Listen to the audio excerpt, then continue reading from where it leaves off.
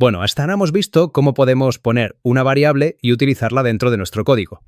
Pero seguramente alguno de vosotros habréis pensado, oye, ¿yo puedo en algún momento dado pedir por teclado algún valor? Bien, ahí ya veremos a lo largo del curso distintas opciones, pero vamos a ver un poco la más fácil, que es utilizando el comando input. Entonces lo que voy a hacer aquí va a ser crearme un nuevo fichero Python, le voy a llamar input, y veremos que es un comando muy sencillo de utilizar que nos va a permitir pedir por teclado un determinado dato. Entonces, normalmente esto funciona de una manera muy fácil. Por ejemplo, si quiero pedir un nombre, puedo crear una variable, le pongo así, nombre es igual, y le pongo aquí input, y dentro del input le puedo poner un texto, algo así como que introduzca su nombre, por ejemplo, ¿no? Es decir, le puedo poner aquí un texto que es lo que le va a salir al usuario cuando ejecutemos este comando. Por supuesto, una vez que lo tengo, luego puedo hacer, por ejemplo, un print para comprobar que efectivamente el nombre que aparece es correcto.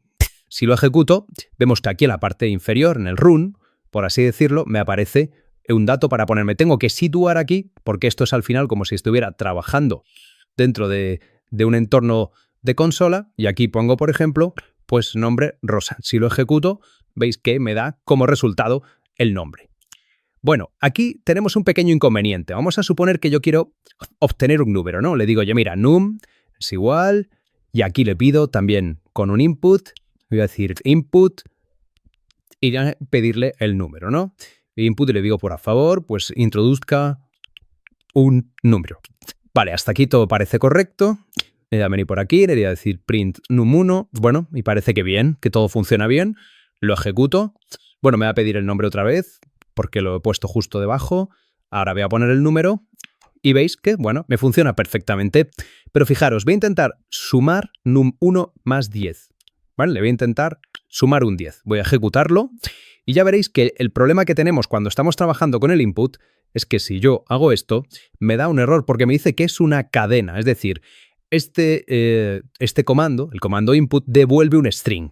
Aunque yo le ponga aquí un 19 o le ponga un número, realmente él lo que hace es siempre pedir una cadena. Le da igual que sea un número, que sea una cadena normal, lo que fuere. Lo va a convertir o lo va a devolver siempre como una cadena. Por lo tanto, para poder utilizarlo, yo primero lo tengo que convertir, por ejemplo, a entero, como hemos visto con las funciones de conversión. Entonces yo podría poner esto aquí, antes de poner el print, le puedo poner algo así como prímeme el entero de num1 más 10. Si yo ahora lo ejecuto y vuelvo a poner aquí los datos, recordad que tenéis que situaros aquí dentro, le pongo de nuevo 19, veis que ahora funciona perfectamente. Bueno, algunos de vosotros que ya desarrolláis, pues seguramente esto lo habréis hecho de otra forma. Habréis hecho algo como esto, ¿vale? Voy a copiar y pegar este input y voy a decir, te quiero el entero, el int, del input de un número. ¿Lo veis? Es decir, en este caso, ya directamente, aunque el input este que tengo aquí devuelve una cadena, como luego le llega al int, el int lo convierte en un entero y devuelve ya un entero. Vamos a ver ahora que si yo pongo aquí ahora print num1 más 10, ahora sí que me va a funcionar correctamente. Lo ejecuto. Bueno, primero me va a volver a pedir los dos datos anteriores.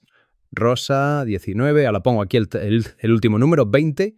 Y veis que funciona perfectamente. ¿Por qué? Porque ya el num1 ha sido devuelto como entero. Veis que al final este tipo de cosas son las que, bueno, pues vamos aprendiendo a lo largo del curso y vamos viendo cómo utilizarlas poco a poco junto con el resto del contenido. ¿De acuerdo? Pues venga, utilizaremos el input bastante a menudo a lo largo de los siguientes capítulos.